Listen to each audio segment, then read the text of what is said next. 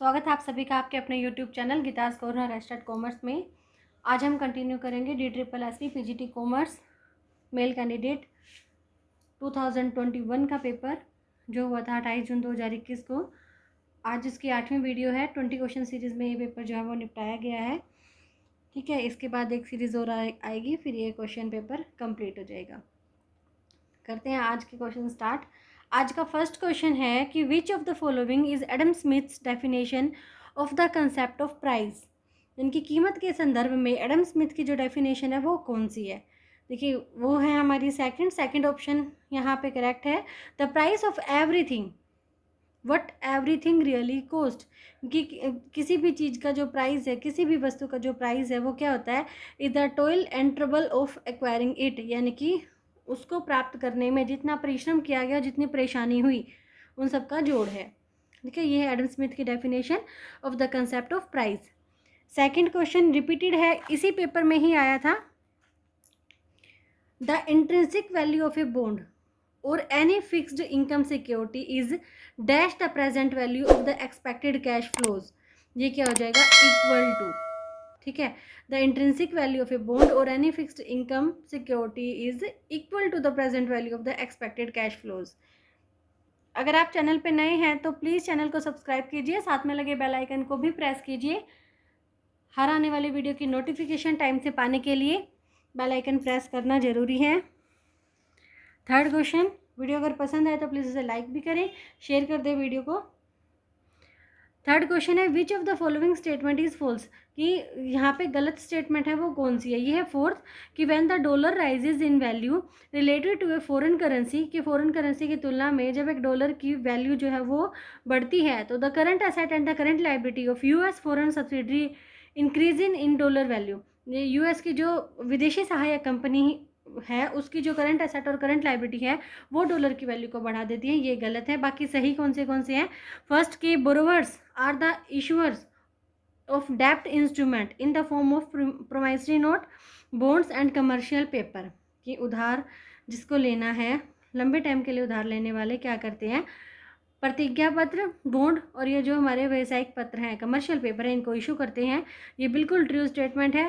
Second है international finance focus on areas such as foreign trade investment and currency exchange rates. जो international अंतर्राष्ट्रीय स्तर पर जो वित्त प्राप्त किया जाता है वो कौन कौन से एरिया के ऊपर फोकस किया जाता है, फॉरेन डायरेक्ट इन्वेस्टमेंट के ऊपर और करेंसी की एक्सचेंज रेट के ऊपर। ये भी ट्रू स्टेटमेंट है। थर्ड है the needs of borrowers differ in terms of amounts. अलग अलग बोरोवर की आवश्यकता जो अलग अलग हो सकती है, यानी कि अमाउंट के संदर्भ में द लेंथ और period for which borrowing are needed, कि जितना किसी को कम टाइम के लिए चाहिए हो सकता है लोन, किसी को ज़्यादा के लिए, and the currency in which borrowings are raised, और फिर यहाँ से जो है वो करेंसी उत्पन्न होती है वो सभी की अलग अलग हो सकती है। ये भी ट्रू स्टेटमेंट है। चलते हैं अपने नेक्स्ट क्वेश्चन की तरफ। नेक्स्ट क्वेश्चन है रीडर्स डाइजेस्ट मैगजीन।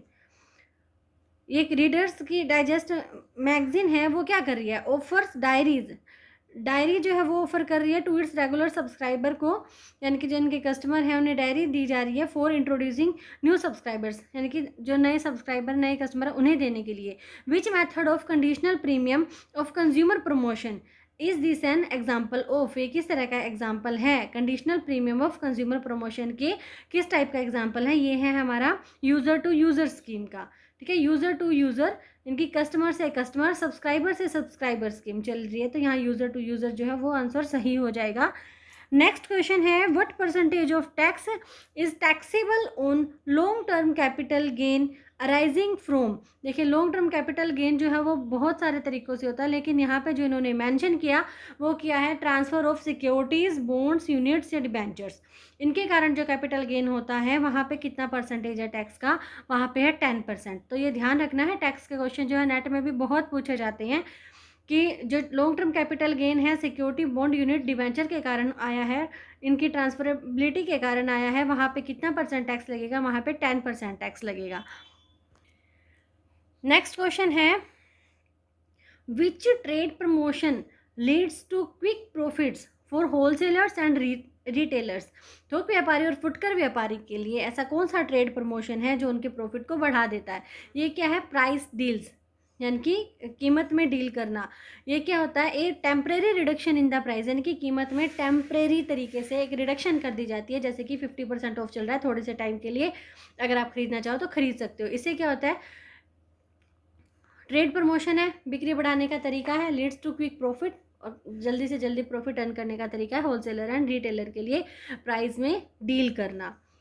ठीक है, 7th क्वेश्चन है, read the assertion and reasoning and select the correct option. देखिए यहाँ पे फर्स्ट जो दिया गया है, bank rate is also called as credit rate, ये बिल्कुल गलत है, क्योंकि बैंक रेट अलग होता है, क्रेडिट रेट अलग होता है। अब बैंक रेट होता क्या है, देखिए बैंक रेट बैंक दर वो दर है जिस पर सेंट्रल बैंक ना अपने डोमेस्टिक बैंक को उधार देता है। ठीक है, अपने घरेलू बैंकों को उधार देता है देश का सेंट्रल बैंक। ये बैंक दर वो दर होती है जिस पर देश का केंद्रीय बैंक अपने घरेलू बैंकों को उधार देता है। क्रेडिट रेटिंग क्या होती है, क्रेडिट रेटिंग में ना देखा जाता है, credit rating is a measurement of a person और बिजनेस एंटिटी, यानी कि एक व्यापार की या एक पर्सन की मेजरमेंट की जाती है। इसमें एबिलिटी टू, उसकी योग्यता की मेजरमेंट की जाती है। कौन सी योग्यता, रीपे ए फाइनेंशियल ऑब्लिगेशन, यानी कि वो अपने वित्तीय दायित्वों को पूरा कर पाएगा किसके बेस पे, based on income and past repayment histories, उसकी पास्ट में रीपेमेंट हिस्ट्रीज कैसी, यानी कि अगर उसने इन पास्ट अगर किसी से लोन लिया है तो उसको पेमेंट उसने कितने टाइम में की है ये देखा जाता है, और उसकी इनकम कितनी है, अपनी इनकम के बेस पे वो जो लोन ले रहा है वो उसको पूरा कर पाएगा कि नहीं, टाइम पे उसको पेमेंट कर पाएगा कि नहीं, ये क्रेडिट रेटिंग में देखा जाता है। तो बैंक रेट अलग है, क्रेडिट रेट अलग है, तो ये ए जो है वो फॉल्स हो गया, यहाँ पे ऑप्शन 4 आ गया। लेकिन रीज़न आर जो है वो ट्रू है। देखिए आर में क्या है, banks need funds to expand credit facilities. देखिए बैंकों को क्या चाहिए होता है, फंड चाहिए होता है अपनी क्रेडिट फैसिलिटी को बढ़ाने के लिए to their clients, specially during busy seasons. बिल्कुल करेक्ट है कि एक बैंक अच्छा ज़्यादा उधार कब दे पाएगा, जब उसके पास फंड होगा। ठीक है, तो ये आर जो है वो हमारा करेक्ट हो जाएगा। नेक्स्ट क्वेश्चन है, रिकंस्टिट्यूशन ऑफ पार्टनरशिप इज, साझेदारी का पुनर्गठन कौन सी कंडीशन में है। देखिए अलोइंग इंटरेस्ट ऑन कैपिटल नहीं है, to raise goodwill account by its value नहीं है, additional capital introduce by partner नहीं है। पार्टनरशिप का रिकंस्टिट्यूशन कौन सी कंडीशन में होता है, यहाँ पे एक कंडीशन देखी है, change in profit sharing ratio of business of partners, साझेदारों के बीच में जब लाभ हानि विभाजन अनुपात में परिवर्तन आ जाए, या फिर एडमिशन ऑफ ए पार्टनर, किसी भी पार्टनर का एडमिशन ले लिया जाए, या रिटायरमेंट और डेथ और इंसॉल्वेंसी ऑफ ए पार्टनर, किसी पार्टनर की को रिटायरमेंट दे दी जाए, किसी पार्टनर की डेथ हो जाए, या कोई पार्टनर दिवालिया हो जाए। तो इन सभी कंडीशन में क्या हो जाता है, रिकंस्टिट्यूशन ऑफ पार्टनरशिप हो जाता है। अब ये क्वेश्चन ऐसे भी बन के आ सकता है कि बताइए इनमें से कौन सा रिकंस्टिट्यूशन ऑफ पार्टनरशिप की कंडीशन नहीं है। उसमें से 3 में ये दे देंगे, एक अलग एक्स्ट्रा से दे देंगे। जैसे change in profit sharing ratio दे दिया एक में एडमिशन दे दिया, एक में रिटायरमेंट दे दिया, एक में कुछ और दे दिया। तो जो है वो ध्यान में रखिए, जो नहीं है वो अपने आप ही छट जाएगा। चलते हैं अपने नेक्स्ट क्वेश्चन की तरफ। The premium on issue of debenture is showed in balance sheet under, premium on issue of debenture important question है कि premium on issue of debenture को इशू करने के टाइम जो प्रीमियम दिया जाता है वो कहाँ दिखाया जाए, जो कंपनी को प्रीमियम मिलता है वो कहाँ दिखाएगी कंपनी, रिजर्व एंड सरप्लस में। प्रीमियम क्या होता है, डिबेंचर 100 रुपये का और कंपनी 105 में अगर उसे इशू करिए तो 5 रुपये जो है वो प्रीमियम हो जाएगा, और ये क्या है कंपनी के लिए रिजर्व एंड सरप्लस में इसका जो बैलेंस है वो बढ़ जाएगा, तो रिजर्व एंड सरप्लस में इसको दिखाएगी company premium on issue of debenture के अंदर। नेक्स्ट है, identify which of the following statement is और आर ट्रू, बताइए कि इसमें से कौन सी ट्रू है। देखिए ट्रू स्टेटमेंट है हमारी थर्ड स्टेटमेंट कि there can be a stranger to consideration. देखिए पहले कंसिडरेशन समझते हैं, कंसिडरेशन होता क्या है, कंसिडरेशन को हिंदी में बोलते हैं प्रतिफल, यानी कि अगर कुछ भी चीज़ हम खरीद रही है तो उसके बदले में जो हम पेमेंट करें वो होता है हमारा प्रतिफल।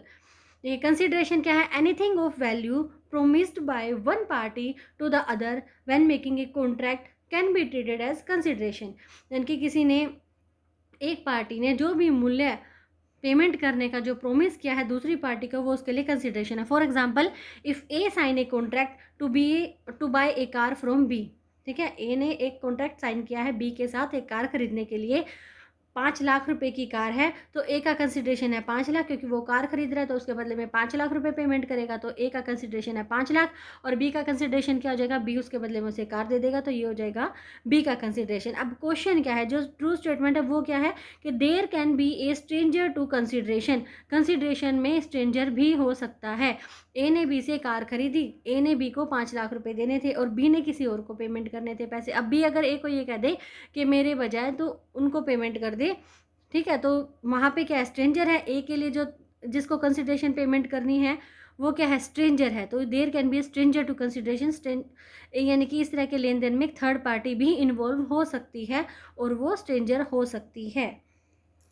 नेक्स्ट क्वेश्चन है, बड़ा ही इम्पोर्टेंट टॉपिक है 2018 में मेल फीमेल दोनों ही क्वेश्चन पेपर में ये इससे क्वेश्चन आए थे। द हार्थन स्टडीज़ और मेल फीमेल यानी कि DSSB की ही बात नहीं है, किसी भी पेपर में यहाँ से क्वेश्चन आता ही आता है। द हार्थन स्टडीज़ क्वेश्चन अब बन के आ सकता है कि एल्टन मेयो ने कौन सी स्टडीज़ करी, हार्थन स्टडीज़ की है। अच्छा, हार्थन स्टडीज़ किसने की, एल्टन मेयो ने किए। कब किए, 1930 में किए। किस लिए किए, क्वेश्चन पढ़े देखें, वहीं से ही आंसर निकलेगा। द हार्थन स्टडीज़ वर एम्ड, किसके ऊपर इनका फोकस है, हार्थन स्टडीज़ का उद्देश्य क्या रहा, at finding out the factors that, उन तत्वों को ढूंढना, that really influenced the productivity and work performance of labourers, श्रमिक जो है कितना उत्पादन कर पा रहे हैं और वो कितना अपने वर्क प्लेस पे कितना अच्छा परफॉर्म कर पा रहे हैं, उनके ऊपर जो से तत्व प्रभाव डालते हैं, ये उस स्टडीज़ में अध्ययन किया गया था। Under which of the following management approaches, अब कह रहे हैं इन अप्रोचेज में से वो छाटिए। The study was conducted by Elton Mayo and his associates, Elton Mayo और उसके साथियों ने जो स्टडीज़ की थी वो आप छाटिए, तो ये आ जाएगा ह्यूमन रिलेशन अप्रोच। बहुत ही इंपॉर्टेंट है, अदर नेम भी पूछा जाता है पेपर में कि what is the second name of human relation approach. ये हो जाएगी हमारी न्यू क्लासिकल अप्रोच या फिर क्लिनिकल अप्रोच। कब आई थी, 1930 में आई थी। किसने किए थे, एल्टन मेयो ने और उनके साथियों ने किए थे। कहाँ किए थे, हार्थन, ये क्या था इन्होंने जो स्टडीज़ की उनका नाम क्या था, हार्थन स्टडीज़ कहाँ की था इसका नाम। नेक्स्ट क्वेश्चन है, देखिए अगर आपने अभी तक चैनल को सब्सक्राइब नहीं किया है तो प्लीज़ चैनल को सब्सक्राइब कीजिए, साथ में लगे बेल आइकन को भी प्रेस कीजिए हर आने वाली वीडियो की नोटिफिकेशन को टाइम से प्राप्त करने के लिए। नेक्स्ट क्वेश्चन है, प्रीति इज़ ए पर्सन, प्रीति, ठीक है, एक पर्सन की बात की गई है, who is usually of unsound mind, जो सामान्यतः क्या अनसाउंड माइंड की है, but occasionally of sound mind, कभी कभी वो क्या हो जाती है, साउंड माइंड की हो जाती है। Can she make a contract, क्या वो एक कॉन्ट्रैक्ट कर सकती है, तो यहाँ ऑप्शन आ जाएगा she can make a contract when she is sound mind, कि जब वो साउंड माइंड में होगी तब वो कॉन्ट्रैक्ट कर सकती है। अब साउंड माइंड का मतलब क्या है, sound mind, a person is said to be sound mind for the purpose of making a contract, यानी कि एक कॉन्ट्रैक्ट को बनाने के पर्पज़ से एक पर्सन को साउंड माइंड का तब कहा जाएगा जब at the time when he और शी मेक्स इट, कि जब वो कॉन्ट्रैक्ट पे साइन कर रहा होगा या वो कॉन्ट्रैक्ट कर रहा होगा दूसरे बंदे के साथ, तो ही और she is capable of understanding it, कि वो इसे समझने के लायक होना चाहिए, and of performing a rational judgement as to its effects upon his or her interest, और उसे ये पता होना चाहिए कि जो कॉन्ट्रैक्ट किया जा रहा है उसका उसके इंटरेस्ट के ऊपर क्या इफेक्ट पड़ रहा है, यानी कि उसमें पूरी जजमेंट करने की ताकत होनी चाहिए, वो अंडरस्टैंडिंग की पावर होनी चाहिए, तभी उसे कहा जाएगा कि वो साउंड माइंड में है। यानी कि अगर जब बंदा साउंड माइंड में कोई कॉन्ट्रैक्ट साइन करता है तो कॉन्ट्रैक्ट किया जाता है, वहाँ पे कॉन्ट्रैक्ट जो है बनाया जा सकता है। नेक्स्ट क्वेश्चन है, which of the following does not fall under the accepted classification of standard industrial classification code. देखिए क्वेश्चन क्या पूछा गया है कि विच ऑफ द फॉलोइंग, इनमें से कौन सा नहीं आता है classification of standard industrial classification code के अंदर। तो ये क्वेश्चन का आंसर गलत है कि एग्रीकल्चर नहीं आता है। एग्रीकल्चर सबसे टॉप में होता है, चाहे वो ये नेशनल इंडस्ट्रियल क्लासिफिकेशन की बात कर ले या फिर इंटरनेशनल की बात कर ले, वहाँ पे एग्रीकल्चर तो आता ही आता है। तो ये चारों ही चीज़ें आती हैं, तो इस क्वेश्चन का आंसर जो है गलत है। ये होता क्या है, SIC, स्टैंडर्ड इंडस्ट्रियल क्लासिफिकेशन, ठीक है, फुल फॉर्म भी पूछी जा सकती है ना, standard industrial classification is a system of classifying industries by a 4 digit code, यानी कि 4 डिजिट के कोड के हिसाब से इंडस्ट्रीज़ को यहाँ पे बांट दिया जाता है। एस्टैब्लिशमेंट हुई थी इसकी यूनाइटेड स्टेट्स में 1937 में, और इंडिया में क्या है, इंडिया में जो 2004 में था नेशनल इंडस्ट्रियल क्लासिफिकेशन 2004, वहाँ पे 5 डिजिट कोड के हिसाब से बांटा गया था इंडस्ट्रीज़ को। और जो NIC 2008 है उसमें national industrial classification for India में इनको अल्फ़ाबेटिकली बांटा गया है। A for agriculture, B for mining, यानी कि एग्रीकल्चर हमारा A में है, माइनिंग B में है, ट्रांसपोर्ट एंड स्टोरेज H में है, और communication, information and communication J में है। ठीक है, इस क्वेश्चन का आंसर जो है वो गलत है। चलते अपने नेक्स्ट क्वेश्चन की तरफ। नेक्स्ट क्वेश्चन है which of the following is not a benefit of human resource information system. सबसे पहले तो what is the full form of HRIS, human resource information system. Human resource information system यानी कि जो human resource है उनके बारे में सारी इन्फॉर्मेशन जो है इस सिस्टम के अंदर रखी जाती है। यहाँ पे पूछा कि कौन सा बेनिफिट नहीं है। देखिए higher speed of retrieval of information ये बिल्कुल बेनिफिट है। हायर एक्यूरेसी ऑफ इन्फॉर्मेशन ये भी बेनिफिट है। अब ये तो किसी भी चीज़ के बेनिफिट हो सकते हैं ना, higher speed, higher accuracy and reduction in duplication, बहुत ही आसान है यहाँ पे चाटना। जो बेनिफिट नहीं है वो है number 4, quality of response depending on the accuracy of the input. अब देखिए HRIS है क्या। HRIS is a system use to collect and store data on an organisations employee like their name, address, age, salary, etc. This data is valuable input for data driven decision making in HR. HR में जब भी कोई decision making लिया जाएगा, कोई भी decision लिया जाएगा तो वहाँ पे ये डाटा बहुत ही वैल्यूएबल होता है। ये था हमारा HRIS। नेक्स्ट क्वेश्चन है Which of the following is a significant justification for insurer to sell life insurance strategies through agent. यानी एजेंट के थ्रू से जैसे LIC जो बेची जाती है इंश्योरर के द्वारा, तो इनमें से 4 बातों में से कौन सा सिग्निफिकेंट जस्टिफिकेशन है, यानी कि उसकी बात को जो अच्छे से क्लियर कर रहा है। नंबर 4 ही है कि many people require personalized guidance for selecting the right policy. बहुत सारे ऐसे लोग हैं जो आज भी क्या मतलब हमेशा से लेते आए हैं और लेते ही रहेंगे। LIC लेने से पहले उन्हें व्यक्तिगत मार्गदर्शन की आवश्यकता होती है, तो इसीलिए क्या है LIC में एजेंट जो वो रखे जाते हैं इंश्योरर के द्वारा। 16 question what is mentioned under section 44AE of the income tax act 1961। देखिए ऐसे आता है 19 इनकम टैक्स एक्ट है 1961। इसी पेपर में क्वेश्चन आया था कि इनकम टैक्स एक्ट को लागू कब किया गया, तो वो आ जाएगा 1962 में। ठीक है, अब यहाँ पे जो सेक्शन है वो क्या मेंशन कर रहा है। देखिए सारे क्वेश्चन जो भी इनकम टैक्स के क्वेश्चन है वो नेट के लिए बहुत ही इंपॉर्टेंट है, HPSC के लिए, नेट के लिए। ये क्या आ जाएगा, सेक्शन 44AE क्या बता रहा है, special provisions for computing profits and gains of business of playing, hiring और लीजिंग गुड्स कैरेज। तो ये बात ऐसे ही याद रखनी पड़ेगी कि सेक्शन 44AE में क्या कहा गया है, स्पेशल प्रोविज़न बताए गए हैं प्रॉफिट को कैलकुलेट करने के लिए, गेन को निकालने के लिए, किसी बिजनेस के प्लेइंग, हायरिंग और लीजिंग गुड्स कैरेजेस के बिजनेस के लिए उनके प्रॉफिट और गेन को निकालने के लिए स्पेशल प्रोविज़न इस सेक्शन में बताए गए हैं। 17 क्वेश्चन है which bank first evolve the function of clearance, settlements and transfer of mutual claims. Mutual claims की क्लियरेंस के लिए, सेटलमेंट के लिए, ट्रांसफ़र के लिए सबसे पहला बैंक जो है स्थापित किया गया वो है Bank of England. Next question है industrial financial corporation of India IFCI। What is the full form of IFCI, industrial financial corporation of India. कब स्थापित किया गया था, 1 जुलाई 1948 को। हेडक्वार्टर कहाँ है, न्यू दिल्ली में है। ठीक है, अब IFCI क्या कह रहा है, is manage by A board of director. Board of director के द्वारा इसको मैनेज किया जाता है, which consist of partially elected and partially nominated director. Director के बारे में बता दिया कि जो पार्शली इलेक्टेड हैं और पार्शली नॉमिनेटेड हैं। अब सेंट्रल बैंक क्या कर रहा है, central government appoints the whole time chairman of the board in consultation with the industrial development bank of India. यानी कि IDBI की सहायता से होल टाइम चेयरमैन को वो नियुक्त कर रहा है। तो how many directors are appointed by the reserve bank of India. Reserve bank of India के द्वारा कितने डायरेक्टर को वो अपॉइंट किया जा सकता है, या जाएगा 1 डायरेक्टर। अब IDBI की full form industrial development bank of India 1 जुलाई 1964 में इसकी स्थापना की गई है और हेडक्वार्टर है मुंबई में। ठीक है, दोनों IFCI IDBI। देखिए जो मैच मेकिंग आ सकती है वो ऐसे भी आ सकती है, एक साइड में ये सारे इंस्टीट्यूशन लिख देंगे, दूसरे साइड में इनका एस्टैब्लिशिंग ईयर लिख देंगे, वहाँ मैच मेकिंग करना दे देंगे, या फिर एक साइड में हेडक्वार्टर लिख देंगे, एक साइड में इनका नेम लिख देंगे कि तो सभी के हेडक्वार्टर और सबका स्थापना वर्ष जो है वो अच्छे से याद होना चाहिए। IFCI का हो जाएगा 1 जुलाई 1948 को, हेडक्वार्टर है न्यू दिल्ली में, और IDBI का हो जाएगा 1 जुलाई 1964 को, हेडक्वार्टर है मुंबई में। चलते अपने नेक्स्ट क्वेश्चन की तरफ। 19 क्वेश्चन, देखिए ये टॉपिक भी मोस्ट रिपीटेड टॉपिक है एग्जाम्स के लिए। Who first gave the concept of MBO to the world in 1954। MBO की जो कॉन्सेप्ट है वो किसने दी? एमबीओ की कंसेप्ट दी पीटर एफ ड्रकर ने।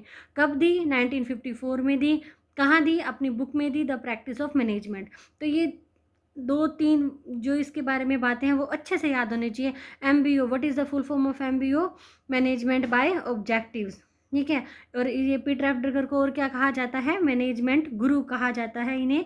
इन्होंने ये कॉन्सेप्ट दिया 1954 में अपनी book the practice of management में। आज का लास्ट क्वेश्चन है, एग्जेप्शंस हैं, छूट दी गई है for newly establish industrial undertaking in free trade zone. मुक्त व्यापार क्षेत्र में जो नई स्थापित हैं इंडस्ट्रीज, उनको कौन से, उनके लिए जो छूट है वो कौन से सेक्शन में मेंशन की गई है? सेक्शन 10A में मेंशन की गई हैं। ये थे आज के 20 क्वेश्चन। एक बार फटाफट से रिवाइज कर लेते हैं सभी को। फर्स्ट क्वेश्चन था कि विच of the following is Adam Smith definition of the concept of price. Price के क्षेत्र में यानी कि प्राइस के संदर्भ में एडम स्मिथ की डेफिनेशन कौन सी थी? The price of everything, what everything really cost is the toil and trouble of acquiring it. यानी कि जो भी किसी भी चीज़ को प्राप्त करने में जो भी परिश्रम और परेशानी होती है वो उस चीज़ का मूल्य होती है। सेकंड है the intrinsic value of a bond और any fix income security is equal to the present value of the expected cash flows. Third है which of the following statement is false. ये थी यूएस डॉलर वाली false थी यहाँ पे कि dollar, when the dollar rises in value related to foreign currency the current asset and the current liability of a US foreign subsidiary increases in dollar value. ये false statement थी इस question की। Next था कि readers digest magazine offer diaries to its regular subscriber for introducing new subscriber. ये कहता है हमारा user to user scheme, subscriber to subscriber, customer to customer scheme. Next है what percentage of tax is taxable on long term capital gain arising from transfer of security bonds. बताइए कितना है? 10%। 10% था transfer of security bond, unit, debentures, इनके ऊपर जो tax है वो कितना लगता है? 10% टैक्स लगता है। नेक्स्ट है which trade promotion deals to leads to quick profits for wholesaler and retailer. ये क्या हो जाएगा? Price deals. नेक्स्ट में था कि bank rate is also called as credit rate. No, full statement थी। Bank needs fund to expand credit facility to their clients specially during busy season. ये बिल्कुल करेक्ट थी। रिकॉन्स्टिट्यूशन ऑफ पार्टनरशिप कब था? ये यहाँ पे change in profit sharing ratio of partners. Next है the premium on issue of debenture is showed in the balance sheet under reserve and surplus. Next identify which of the following statement is true. ये था there can be a stranger to consideration. Next है हार्थन studies के बारे में। इससे क्या कहा जाता है? हार्थन स्टडीज़ जो किए गए थे by Alton Mayo and his associates, human relation approach, new classical approach और क्लिनिकल अप्रोच, 1930 में आया था ये। नेक्स्ट था कि Preeti is a person who is usually of unsound mind. सामान्यतः वो अनसाउंड माइंड की है लेकिन वो कभी कभी क्या है? साउंड माइंड की हो जाती है, स्वस्थ मस्तिष्क की हो जाती है। तो can she make a contract? She can make a contract when she is sound mind. Next है which of the following does not fall under the accepted classification of standard industrial classification code. ये चारों ही गलत थे। यहाँ agriculture भी आता है, यहाँ पे इन्होंने दे रखा था कि वो नहीं आता है। नेक्स्ट क्वेश्चन है which of the following is not a benefit of human resource information system. ये था quality of response depending on the accuracy of the input. Next है which of the following is a significant justification for insurer to sell life insurance strategy through agent. Many people require personalized guidance for selecting the right policy. आज भी कई लोग क्या है, बहुत सारे लोग अपने व्यक्तिगत मार्गदर्शन के लिए यानी कि जो उन्हें राइट पॉलिसी, जो पॉलिसी उन्हें चुननी है उसके लिए वो व्यक्तिगत मार्गदर्शन चाहते हैं। नेक्स्ट है इनकम टैक्स एक्ट 1961 के अकॉर्डिंग सेक्शन 44AE में क्या मेंशन किया गया है? वहाँ पे स्पेशल प्रोविजंस मेंशन किए गए हैं for computing profit and gains of business of playing, hiring और लीजिंग गुड्स कैरेजेस। नेक्स्ट है which bank first receive the function of clearance, settlement and transfer of mutual claims. ये क्या हो जाएगा? Bank of England. Next है IFCI की बात की गई थी यहाँ पे कि भाई how many director are appointed by the reserve bank of India. ये कितना हो जाएगा? 1 डायरेक्टर। और लास्ट क्वेश्चन, MBO की जो कॉन्सेप्ट है वो किसने दी? 1954 में पीटर एफ ड्रकर ने दी। और लास्ट है आज का assumption for newly establish industrial undertaking इन। मुक्त व्यापार क्षेत्र में जो नए स्थापित उद्योग आए हैं उनको जो छूटें दी जाती है वो कौन से सेक्शन में दी जाती है? सेक्शन 10A में दी जाती है। आज के थे 20 क्वेश्चन। अगर वीडियो पसंद आए तो प्लीज़ इसे लाइक कर दें, वीडियो को शेयर कर दें, सब्सक्राइब नहीं किया है तो चैनल को सब्सक्राइब भी कर देंगे। मिलेंगे नेक्स्ट वीडियो में, तब तक के लिए बाय बाय।